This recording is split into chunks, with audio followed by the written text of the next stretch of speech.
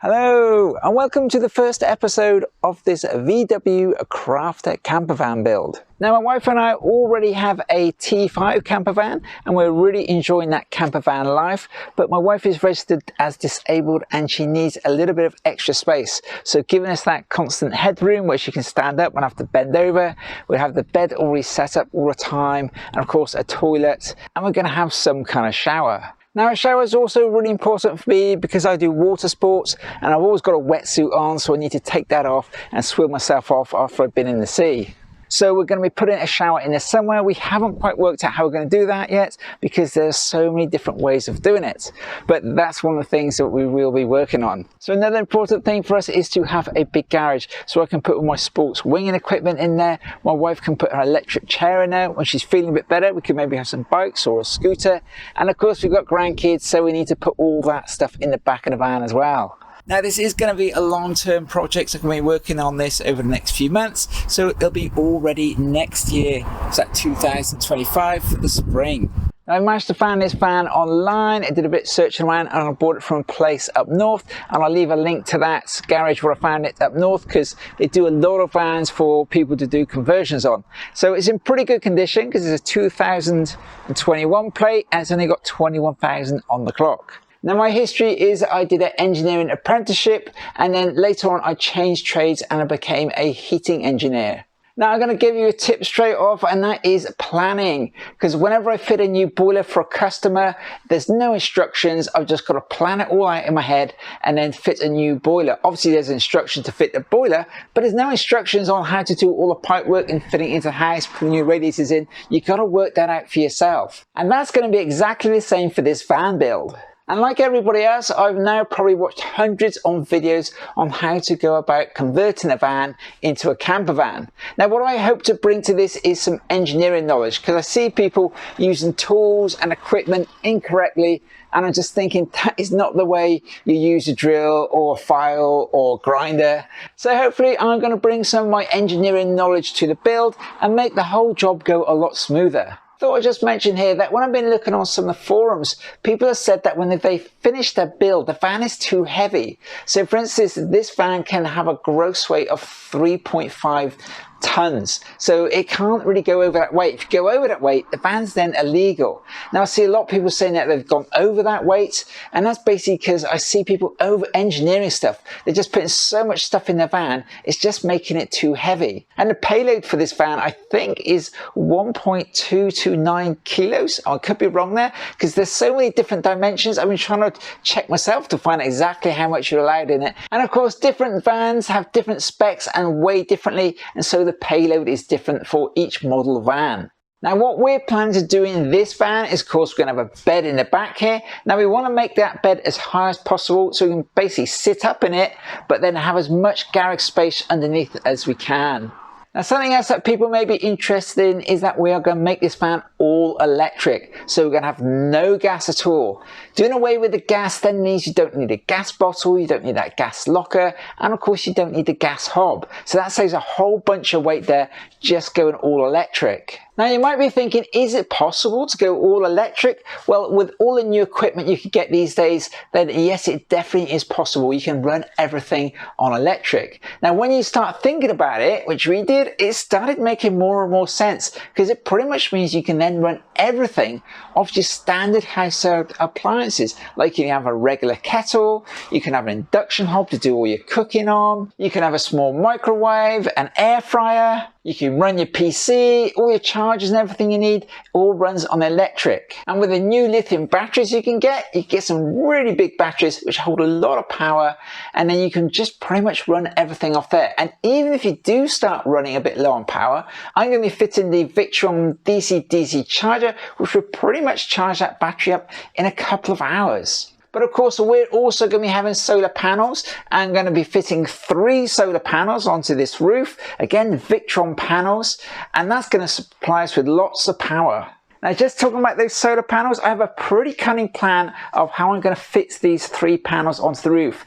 Now, I've not seen anybody else doing it in the particular way which I'm going to do it. I'm sure someone has done it this way somewhere else in the world, but I've just not seen any videos or pictures of anyone doing it in the way which I'm going to be doing it. So make sure you click on that bell and subscribe to watch that video when I come to do it. Now, we're going to be keeping the outside looking kind of van-like, so we do have that stealth option also, but we are going to be putting a window in here and obviously a bigger window in the door as well, which can both be able to open. I'm going to have a max air fan in the top here, so all those are going to go in, and we're going to have a couple of windows in the back doors. And I've taken this little plastic panel off here just to have a look at where I'm going to put a window, and I think we're going to be putting some in here. As for the rest of the van, we're not entirely sure how we're going to do that. We're going to have a chair here, possibly. The shower might be going in the doorway with the shower tray in the floor. We haven't quite decided on that yet, but we are definitely going to be taking out the bulkhead so we can get it in the cab, and we're going to have the front seat, the double seat. Whether we keep it as a double, we're not quite sure yet, but we're going to have that so it spins around, but we're not going to be spinning the driver's seat around. That will just be a fixed seat. And we're going to have our kitchen units along here, so we have our sink and we have the induction hob, and then we're going to have a tall fridge and some more cupboards at the back across the bed there. Now, the reason we want to go for a taller fridge is because in our other van over here, the fridge is down on the floor, and I'm going to say my back's getting a little stiff bending down to get to the fridge, so that's why we want to have the tall fridge. And of course for my wife, it's going to make it much easier to get into the fridge by just having it higher up. Now, one of the first jobs I see people do is to remove the bulkhead. I'm not going to remove the bulkhead yet. I'm going to do all the cutting and the grinding that needs to be done first of all, leaving that bulkhead there. I don't want to be getting all that dust and dirt inside the front of the cab there. So I'm going to be cutting in the window into here. I'm going to be cutting in the window into the doorway here, putting the max fan in, putting the solar panels in, and the 2 windows in the back here before I remove that bulkhead over there. Because I don't want, like I said, any of that dust and dirt to get in the front of the van there. Now, just another tip here you might want to try doing. I'm just going to shut the door now, like that. My light stays on. I'm going to try and turn that light off. I'm not sure how to do that. Can I turn that light off? Now I'm just going to lock the van, and I'm going to show you something which I noticed. So hopefully this light will now go out. There we go, light's now gone out, and now I can see where any light is coming in. And what I noticed, you can see in the back of the van here, I know it's dark here now, but there used to be something in the roof here. I mean, I'll try and get up the top there, so my screen's just lighting it up here, but just there, you can see this light coming through. So I thought these little rubber bungs, because obviously they had something bolted on the top here, I thought they were tight in there, but I haven't looked at that. I can see they're not, and they're completely loose. I mean, water's going to be dripping through there, so I need to do something about that. You can also see there's a couple of electric wires here which went through and fed that. I've sort of dug those out. They were hidden in the back of this panel here, but I've dug those out. And obviously, whilst it's like this, I can look around and see any other light that might be coming in. There's always little spots here. They aren't really holes, they're just where there's tape on the top there, which is where they bolt on the roof rack and such like. Anyway, I'm going to open the door again now. Wow, my alarm goes off, so that's good. I know I've got an alarm on this van then. I never even knew I had an alarm. Well, I do now. There we go, turn that off. Didn't even know I had an alarm. Oh, well, that's good then. So one of the first jobs I'm going to be doing, obviously, is taking off all this plastic paneling. Now, I'm not going to throw this away because this actually might be quite useful. It's sort of quite a hard, thick plastic. I haven't quite decided what it might be useful for, but I'm definitely not going to be throwing it away. And of course, I'm going to be taking up the floor. This is, again, a very solid floor that's down here. What I'm going to quite do with it, I'm not quite sure. But yeah, I'm going to be taking that up and seeing what's underneath. In my front room right now, I got a whole load of bits to go with the van build. I got my max air fan down there. I got some silver beading. I chose that instead of black.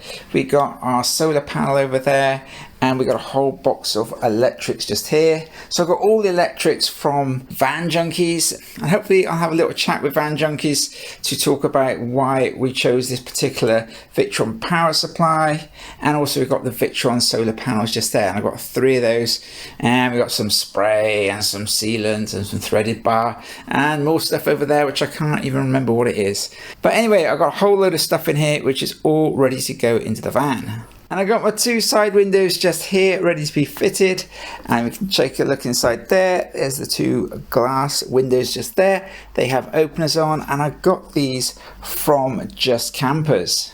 So one of the first jobs I've got to do is to remove all this plastic paneling. Now, I don't know if you've seen this, it's pretty simple. I mean, I don't really need to explain I do this, but I thought I'd tell you anyway. I bought one of these tools. Now, it came a bit not quite as sharp, so I've kind of sharpened this up a bit. So if you get one of these, it's maybe worth doing that. And then if you don't want to damage your paintwork or your plastic, just use a piece of wood or something, and you can put it on the side there, and then you can just wiggle your little piece in like this. So just wiggle it into there, put your piece of wood underneath, and then leave against that. And then you're not going to damage your paintwork or your side or something. And there we go, pull that one out like that. And that one's out. Do the same for all of them, pull out. And remove these panels, these little clips, without any problem. And without damaging that plastic as well. There we go. 2 more, and we're all good.